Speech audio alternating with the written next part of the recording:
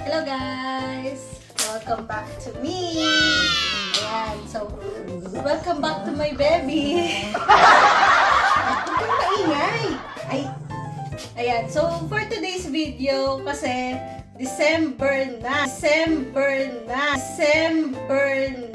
Everyone! Ayan na, December na, sinasabi ko na sa inyo eh. So, nandito tayo ngayon sa aming small room. Yes. Kung anong nakikita nyo sa video, ayan na yun. So, small nga talaga siya. Ngayon, ang request ni Marvin ay, lakihan ko naman daw ang kama namin. Kasi until now, ilang years na kami. Ito pa rin ang kama namin. Ito yun. So, yung unang-unang work ko, yung work from home ako, ito na yung binili namin. So, single bed siya. Tapos yung kutsyon, hindi pa sa amin, bigay pa to. Hindi pa na binili, binigay lang. Ang request niya, ito na nga, yung kama. Kasi, sa totoong buhay guys, kung alam nyo lang, lumalaki na ang pamilya namin. So, meron ng tatay, may nanay, may dalawang anak. Diba? Hindi na kami kasya sa single bed.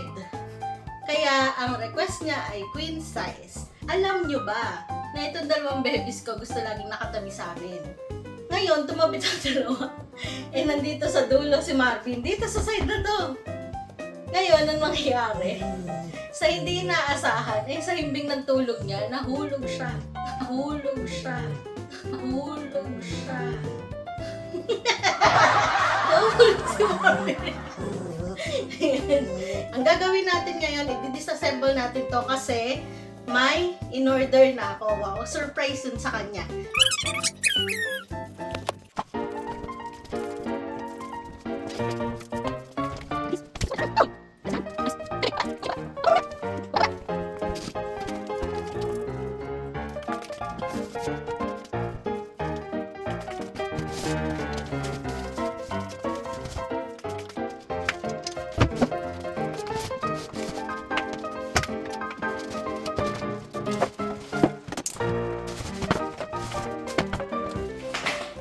Wala na yung kama.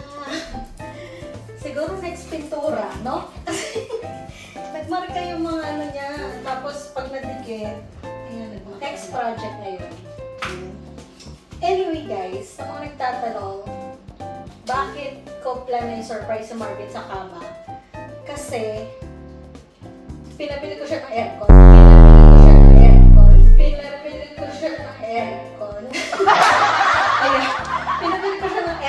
Kaya, actually, pinabibili. Kasi hindi pa namin siya nabibili.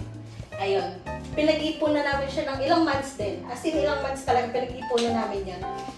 Sa next sahod niya, mabubuo pa lang. Ayan ang secret dyan. Ayan. Yung kama na to, ako na to. Kasi ano siya yung bumuo talaga sa aircon. Ang magkano lang naman yung inambag ko dun.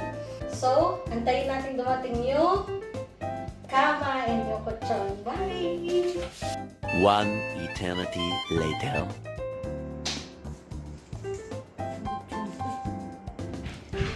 Tanan! Ito na ang aming kama, bed frame. Ang laki na. Pwede na kami magpagulong-gulong dito. Sa mga gusto rin po palang magpagawa ng bed frame na matibay, na katulad ng sa amin, ilalagay ko po yung link ni Madam Candy sa aking comment section. A few moments later.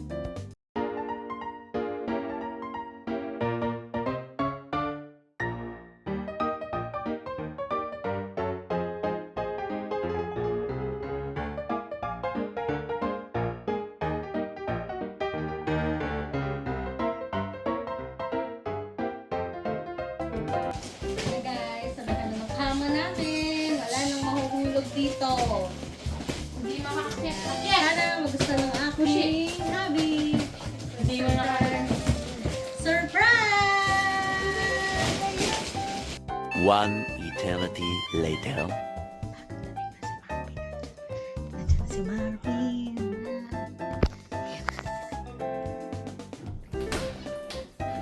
Wow! Yan! Laki na! Ayos ka!